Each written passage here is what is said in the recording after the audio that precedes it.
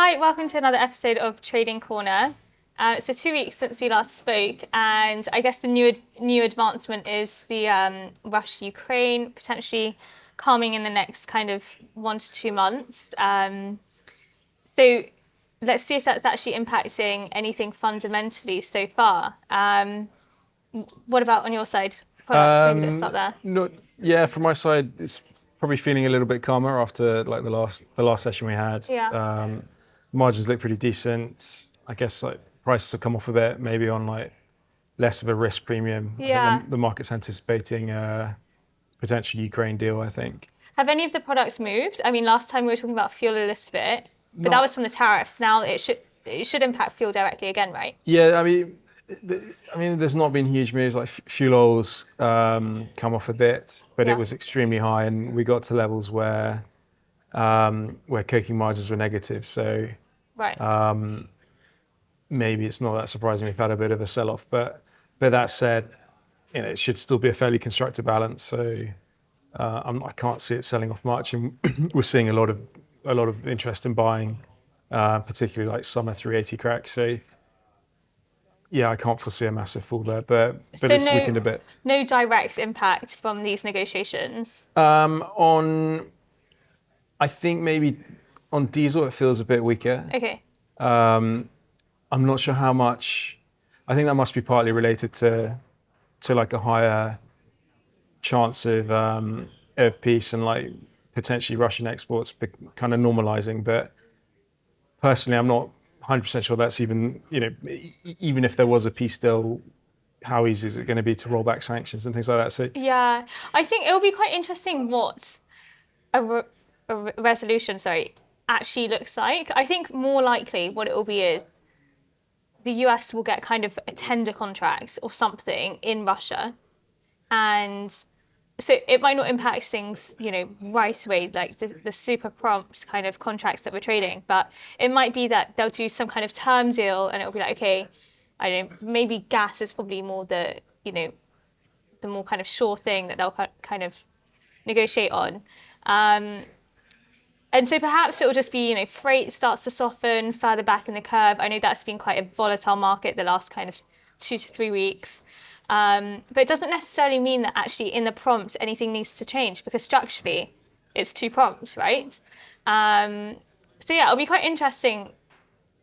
Let's see when it actually is concluded. It feels a bit up in the air. You've got the Ukrainian Zelensky saying that nothing's going to happen without him. But theoretically it could, in the oil space anyway. All the US needs to do is give the green light, right, to take some of those cargoes. So yeah, it'll be quite interesting. For crude, to be honest, there's not been that much of a knock-on effect on the contracts. Brent Dubai initially did rally a little bit. I think we got up to flat on March. That's kind of come back down around 50 cents as we've had a bit more strength come into pricing. So kind of not really responded to those negotiations at all. Let's see if that changes. Okay, so aside from that, what's actually going on in the kind of fundamental markets?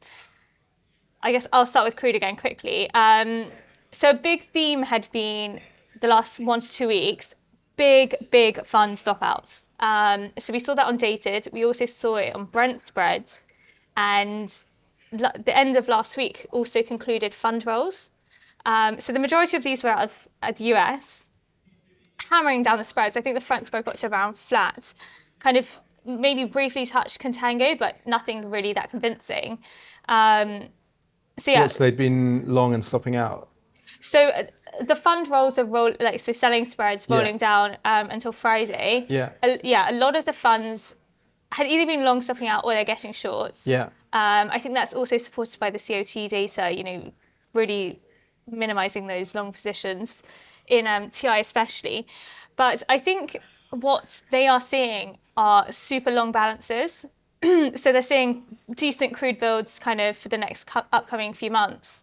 And it looks as though they probably got short around 40, 50 cents maybe on the front spread, kind of couple of spreads.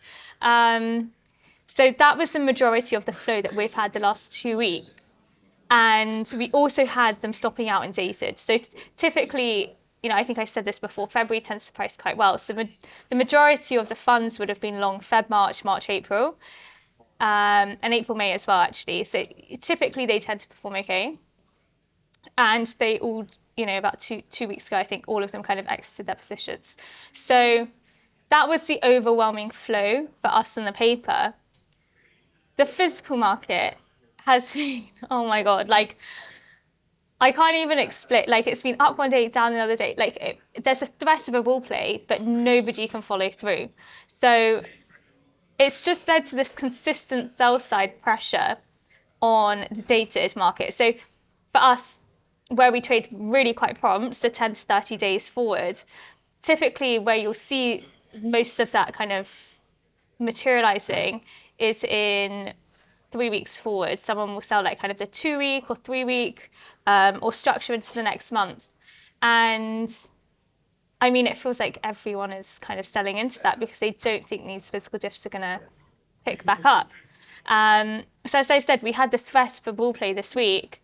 Monday, so to put in perspective, I think we started the week on maybe like a minus 10 cents diff to dated.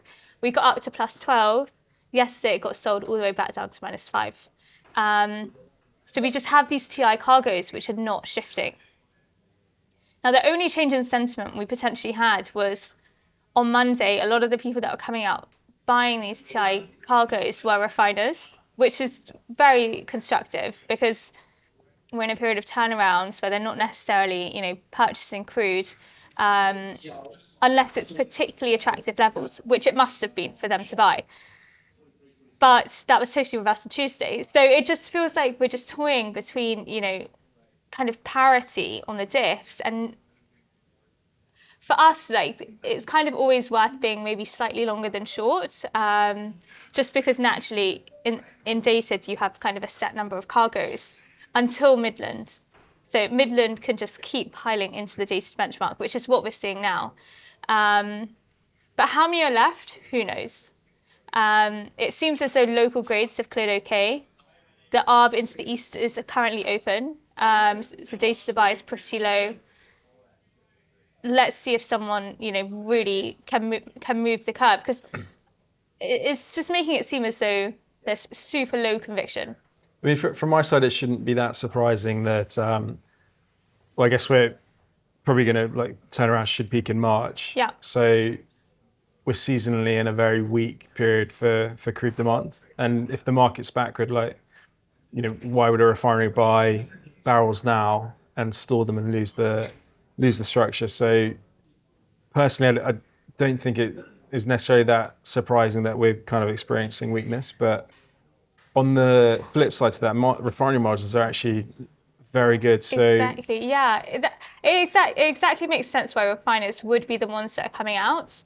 But it's kind of the fact that, usually trade houses have a lot more conviction in what they're doing, and it just feels like there is zero conviction right now. But I totally agree. The margins look really healthy. I think they're around $7, right? It depends which one you look at, but yeah. I mean, CDU margins are particularly strong. But on that conviction point, if the crude market's feeling fairly sloppy, I mean, I could understand why, people aren't rushing out to kind of buy. Yeah. And if you think you can hold back on your buying as a refinery and try and get good discounts, or just defer your buying a bit to when you're actually coming back out of turnarounds. But given margins are so high, it could be that some of that buying comes back sooner rather than later, just because you can afford to pay a bit of loss on structure to make sure you've got the volumes in tank to run when you come out. To be honest, the buy side flows we have seen on the curve, so kind of March structure, those kind of 3 week rolls, it's all been refiners buying. So yeah, the refiners are totally behaving normally, as you would expect. High margins, kind of picking up cheap barrels in the window when it makes sense, buying structure for the next cycle, so April cycle. It's more the trade houses. I mean, yeah, it's just been the difference in how they typically trade. It just must mean that they just have super low confidence. But yeah, exactly. I definitely expect the refiners to slowly start buying. We are actually currently seeing that on the curve. So there's a lot of kind of back end March, prompt April buying, which are all that's kind of April cargoes that they're hedging right now. Which is suggesting that there's like fairly decent demand there. So right now we'll be trading the WAF cycle, so it looks like that's clearing okay. So yeah, from that perspective, the market's kind of behaving normally. It's more, as I said, just this, positioning that the trade houses are putting on, and then they're getting out, getting back in, getting out. It's just all over the place.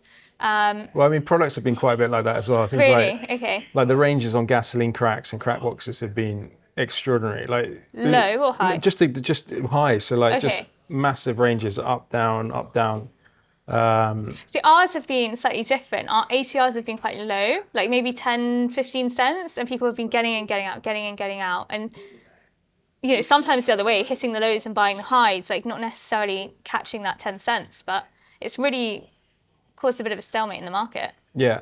Yes, I mean, products were seeing that as well. So maybe a lack of, maybe the market's a bit jittery or, potentially lack of conviction as well. But I've been amazed by how volatile it's been. Yeah. It's like, and how consistent the range has been. So like just chopping between I guess price levels. I guess it's not super helpful when we're in Well, if you get the range a, right, it's not too bad. But yeah, but what I mean is when we're in such a headline-driven environment, like the last 6 weeks, it's quite exhausting, like to keep reacting like this. I think some Reuters headlines came out and then they retracted. So like you're also I think we're seeing that as trading well. this fake news. There's definitely fatigue in the market. Yeah. And like, I mean, the market response to headlines is now pretty muted, and I think people have probably chopped themselves out quite a lot and are just refusing to trade. Yeah. To trade off headlines.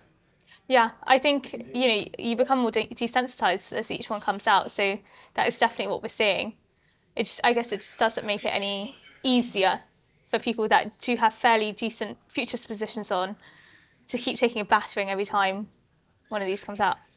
But anyway, going forward, what do you think? How do you think the product's going to move now? I think margins are good. I expect margins probably stay good for at least the next month, just because we've got so much refinery capacity offline.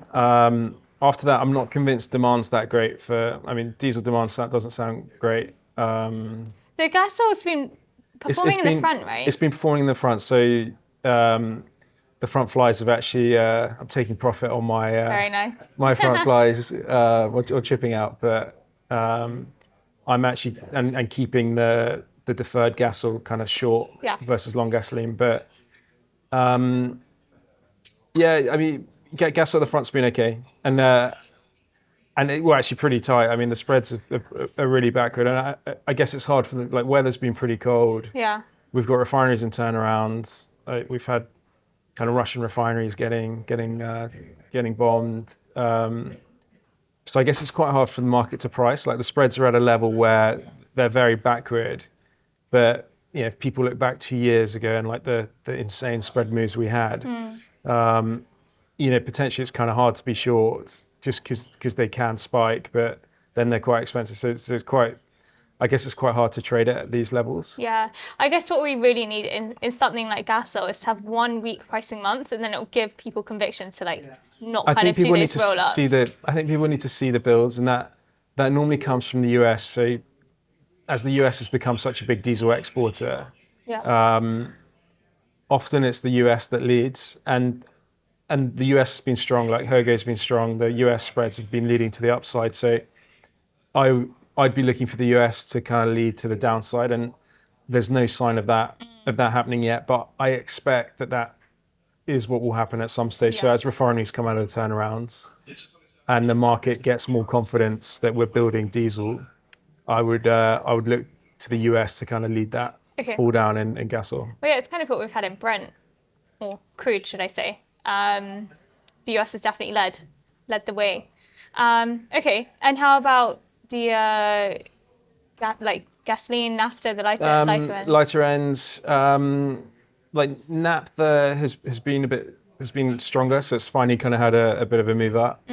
The spreads are fairly strong, the cracks are quite strong, and fuel oil's it's had a bit of a sell off the last kind of few days, but it's still relatively strong. So like you've basically got strong naphtha, strong diesel, strong fuel oil, and that's what's giving you a really good CDU margin. So, I mean, I think you can almost argue that crude is cheap relative to where those products are. Yeah. And I think the only reason that that margin is so high is driven by these turnarounds. But Okay. So what goes, the crude or the products? I think personally, I reckon crude probably picks up Yeah. out as we head out of turnarounds. So that, I mean, I don't trade much, if any, structure, but I'd potentially, and I'm not recommending a trade on it, but I'd potentially be buying kind of dips on structure Yeah. kind of later on in the year. Yeah.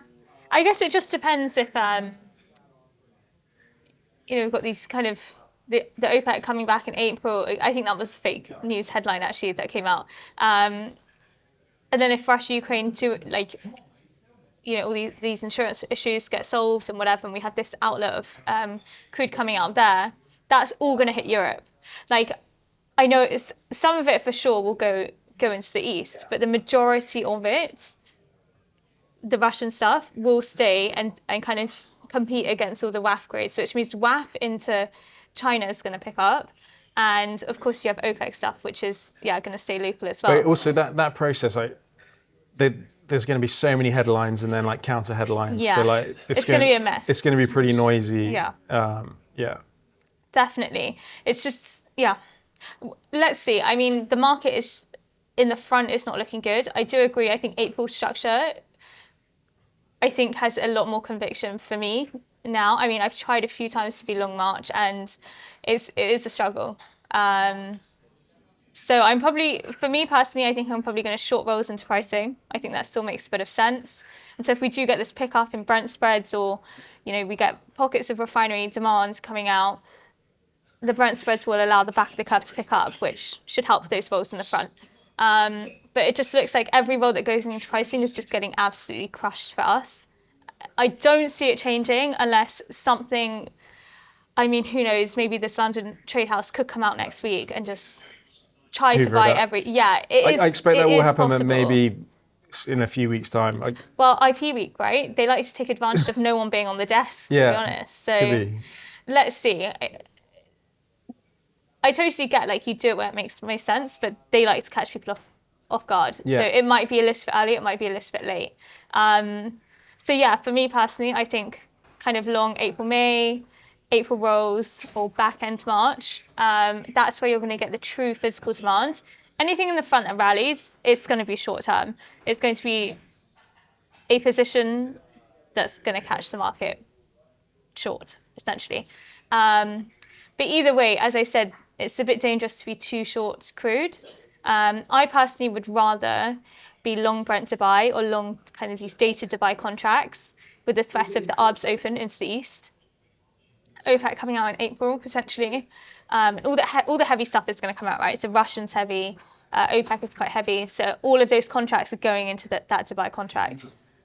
So for me personally, I think Brent Dubai or Dubai short versus a North Sea long.